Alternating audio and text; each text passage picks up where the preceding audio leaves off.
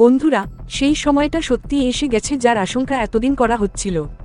America অবশেষে ভারতের উপর 50% ট্যারিফ বসানোর ঘোষণা দিয়েছে এবং এর অফিসিয়াল নোটিফিকেশনও প্রকাশিত হয়ে গেছে। তবে এখানে কাহিনীটা একটু ভিন্ন রকম, কারণ ট্যারিফের সঙ্গে আমেরিকা 3টি শর্ত আর কিছু ছাড়ও রেখেছে। মানে একদিকে চাপ, অন্যদিকে ভয়ও তৈরি করছে। এই মাঝেই প্রধানমন্ত্রী নরেন্দ্র মোদীও এই ট্যারিফ নিয়ে বড় বিবৃতি দিয়েছেন। মোদীজি স্পষ্ট জানিয়ে দিয়েছেন, এটা অবশ্যই কঠিন সময়, কিন্তু ভারত জানে কিভাবে প্রতিটি চ্যালেঞ্জ থেকে বেরিয়ে আসতে হয়। ওদিকে ডোনাল্ড ট্রাম্পের অবস্থাটা একেবারেই আলাদা।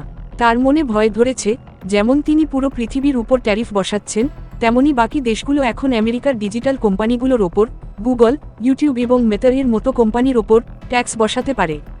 আর যদি সেটা ঘটে, তাহলে আমেরিকার অর্থনীতিতে তীব্র ধাক্কা লাগবে। ট্রাম্প সরাসরি হুমকিও দিয়েছেন যে বিশ্বের অন্য দেশগুলো যেন এমন কোনো পদক্ষেপ না নেয়।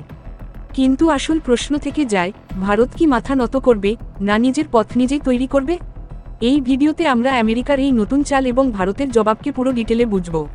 তবে তার আগে, যদি ভিডিওটি ভালো লাগে তবে লাইক করে চ্যানেলটি সাবস্ক্রাইব অবশ্যই করে নেবেন, যাতে আমাদের নতুন ভিডিও সবার আগে আপনার কাছে পৌঁছায়।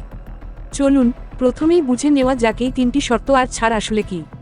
প্রথম শর্ত হল, যদি ভারতের কোনো মাল জাহাজে লোড হয়ে আমেরিকার উদ্দেশ্যে রওনা দিয়েছে এবং 27 আগস্ট 2025 এর রাত 12:01 ইস্টার্ন টাইমের আগে তার ট্রানজিট শুরু হয়ে গেছে, তবে সেই মালপত্রের ওপর নতুন 50% ট্যারিফ বসবে না। দ্বিতীয় শর্ত হল, যদি ভারতের মাল 27 আগস্ট 2025 এর রাত 12:01 এর আগেই আমেরিকায় পৌঁছে গেছে এবং খরচ বা কনসাম্পশন জন্য ক্লিয়ার হয়ে গেছে, তবে তার ওপরও নতুন ট্যারিফ লাগবে না। তৃতীয় শর্ত হল, প্রত্যেক ইম্পোর্টারকেই নিজে সার্টিফাই করতে হবে যে তার মাল এই ছাড়ের ক্যাটাগরির মধ্যে পড়ে। এর জন্য একটি নতুন হারমোনাইজড ট্যারিফ শিডিউল তৈরি করা হয়েছে, যাতে আমেরিকান কাস্টমসের কাছে সবকিছুর রেকর্ড থাকে। অর্থাৎ আমেরিকা একদিকে চাপ সৃষ্টি করেছে, কিন্তু অন্যদিকে সম্পর্ক পুরোপুরি নষ্ট না করার জন্য একটি পথ খোলা রেখেছে। এই পদক্ষেপটি প্রেসিডেন্ট ট্রাম্পের 6 আগস্ট 2025 এর এক্সিকিউটিভ অর্ডার 14329 এর অধীনে নেওয়া হয়েছে। এতে স্পষ্ট লেখা আছে যে ভারতের থেকে আসা পণ্যের ওপর অতিরিক্ত শুল্ক বসানো হবে, তবে সেটা কেবল 27 আগস্টের পর আসা মালপত্রের জন্যই প্রযোজ্য হবে। এখন বড় প্রশ্ন হল, কোন কোন ভারতীয় পণ্য এই 50% ট্যারিফ থেকে রক্ষা পেয়েছে? প্রথমেই আসছে লোহা ও স্টিল দিয়ে তৈরি জিনিসপত্র, তারপর অ্যালুমিনিয়াম এবং কপার প্রোডাক্টস। এর পাশাপাশি প্যাসেঞ্জার গাড়ি, হালকা ট্রাক এবং অটো পার্টসকেও ছাড় দেওয়া হয়েছে। ভারতের সবথেকে শক্তিশালী সেক্টর ফার্মা ও এই ট্যারিফের প্রভাব থেকে বাইরে রাখা হয়েছে। অর্থাৎ আমাদের ওষুধ এবং মেডিকেল প্রোডাক্টস আগের মতোই আমেরিকায় যেতে থাকবে। শুধু তাই নয়, ইলেকট্রনিক্স প্রোডাক্টস যেমন চিপস, মোবাইল ফোন আর ট্যাবলেটকেও এই ট্যারিফ থেকে ছাড় দেওয়া হয়েছে। অর্থাৎ আমেরিকা চাপও দিল, আবার সম্পর্কের দরজাও পুরোপুরি বন্ধ করল না। বন্ধুরা, এখন আপনারা নিশ্চয়ই ভাবছেন, আমেরিকা ছাড় দিল কেন? আসল ব্যাপার হলো, আমেরিকা ভারতকে পুরোপুরি টার্গেট করতে চায় না।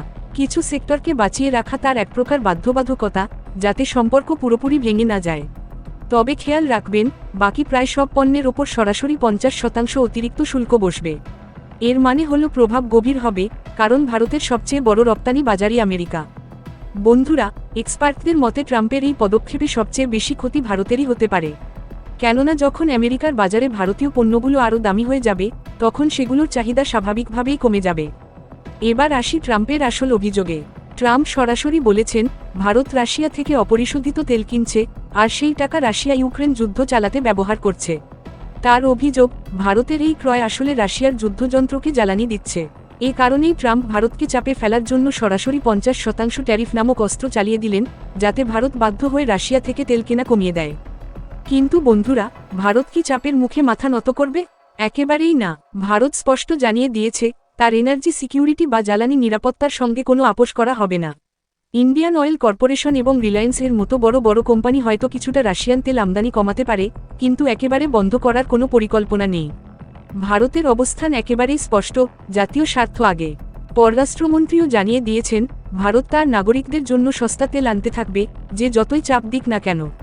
আর এই কথাই আমেরিকার সবচেয়ে বেশি খটছে, কারণ আমেরিকা চাইছে ভারত যেন রাশিয়ার থেকে দূরে সরে যায়। কিন্তু ভারত ভালোভাবেই জানে, এনার্জি সিকিউরিটি ছাড়া উন্নয়ন থমকে যাবে।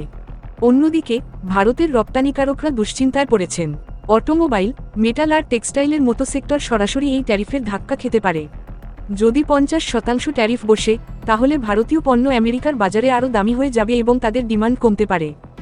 বন্ধুরা, প্রধানমন্ত্রী নরেন্দ্র মোদী একটি জনসভায় স্পষ্ট বলেছেন, এটা অবশ্যই ভারতীয় কোম্পানিগুলোর জন্য কঠিন সময়। কিন্তু আমাদের শেখা আছে কিভাবে কঠিন সময়ের সঙ্গে লড়াই করতে হয় এবং প্রতিটি চ্যালেঞ্জ থেকে বেরিয়ে আসতে হয়। অর্থাৎ বার্তাটা একেবারে পরিষ্কার, ভারত মাথা নত করবে না। ওদিকে ট্রাম্পকে এখন আরেকটা ভয় করে খাচ্ছে। তার আশঙ্কা হচ্ছে, কোথাও বিশ্বের বাকি দেশগুলো একসাথে মিলে আমেরিকার ডিজিটাল কোম্পানিগুলো গুগল, ইউটিউব, মেটা এবং অ্যামাজন এর ওপর যদি ভারী ট্যাক্স বসিয়ে দেয়। ভাবুন তো, যদি এমনটা ঘটে, তাহলে আমেরিকার পুরো ডিজিটাল ইকোনমি কেঁপে উঠবে। আর সেই কারণেই ট্রাম্প হুমকির সুরে বলেছেন, বিশ্ব আমাদের ডিজিটাল বিজনেসের ওপর হাত দেবে না। কিন্তু বন্ধুরা, আসল সত্যিটা হলো, যেমন ট্রাম্প অন্য দেশগুলোর ওপর চাপ সৃষ্টি করছেন, তেমনি অন্য দেশগুলোও পাল্টা জবাব দেওয়ার জন্য প্রস্তুত। এখন দেখুন, একদিকে ট্রাম্প ভারতকে ট্যারিফের বোঝা দিচ্ছেন, আরেকদিকে আমেরিকান এমবাসি থেকে আবার বিবৃতি এসেছে যে আমেরিকা ভারতের সঙ্গে সিভিল নিউক্লিয়ার এনার্জি আর অয়েল সেক্টরে সহযোগিতা বাড়াতে চায়। মানে এক হাতে চাপ, আরেক হাতে বন্ধুত্বের ভান। আসলে আমেরিকার সবচেয়ে বড় দুশ্চিন্তা হল, ভারত যেন পুরোপুরি রাশিয়া আর চীনের দিকে চলে না যায়। কারণ দশকের পর দশক ধরে আমেরিকা ভারতকে চীনের বিরুদ্ধে কৌশলগত সহযোগী হিসেবে দেখেছে। আর যদি ভারত হাতছাড়া হয়ে যায়, তাহলে এশিয়ায় আমেরিকার প্রভাব অনেকটাই হালকা হয়ে যাবে। এই কারণেই আমেরিকা বাধ্য হয়েছে কিছু ভারতীয় প্রোডাক্টকে ছাড় দিতে এবং সম্পর্ককে পুরোপুরি ভেঙে ফেলা থেকে নিজেকে বাঁচাতে। এখন বন্ধুরা, আসল খেলা শুরু হতে যাচ্ছে। 27 আগস্ট থেকে ভারতের উপর ট্যারিফ কার্যকর হবে এবং তার মাত্র 4 দিন পর 31 আগস্ট থেকে 1 সেপ্টেম্বরের মধ্যে অনুষ্ঠিত হবে এসসিও সামিট, চীনের তিয়ানজিন শহরে। এখানে রাশিয়ার প্রেসিডেন্ট ভ্লাদিমির পুতিন এবং ভারতের প্রধানমন্ত্রী নরেন্দ্র মোদী দুজনেই উপস্থিত থাকবেন। শুধু তাই নয়, 20টিরও বেশি দেশের নেতারা এই সামিটে অংশ নেবেন। খেয়াল রাখতে হবে, প্রধানমন্ত্রী মোদীর এই সফর হবে চীনে দীর্ঘ 7 বছর পর।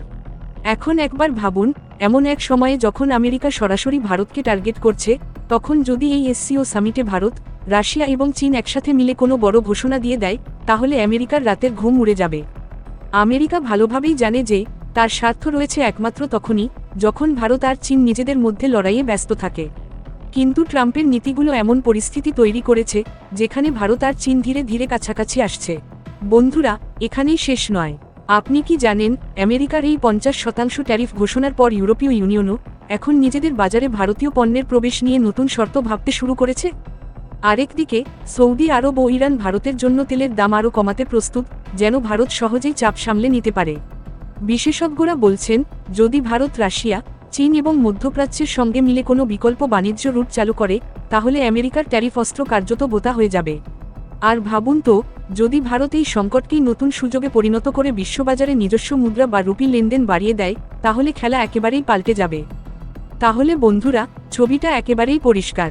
আমেরিকা 50% ট্যারিফ নামক অস্ত্র চালিয়েছে ঠিকই, কিন্তু ভয় তার হৃদয়ের ভেতরেও রয়েছে। অন্যদিকে ভারতও স্পষ্ট জানিয়ে দিয়েছে, নিজের জ্বালানি নিরাপত্তা এবং জাতীয় স্বার্থ নিয়ে কোনোদিনই আপোষ করবে না। এখন পালা আপনাদের। আপনাদের কি মনে হয়, ভারত কি এসসিও সামিটে রাশিয়া ও চীনের সঙ্গে মিলে আমেরিকাকে শক্ত জবাব দেবে, নাকি কূটনৈতিক ভারসাম্য রক্ষা করে এগোবে? আপনার মতামত অবশ্যই কমেন্ট বক্সে লিখবেন। আর এই ভিডিওটিকে একটি লাইক দিয়ে আপনার বন্ধুদের কাছে শেয়ার করবেন, যাতে তারাও এই তথ্য জানতে পারে। এমনই আরও জ্ঞানবর্ধক ভিডিও দেখার জন্য চ্যানেলটি সাবস্ক্রাইব করে বেল আইকনটি অলে সেট করে নিন। জয় হিন্দ।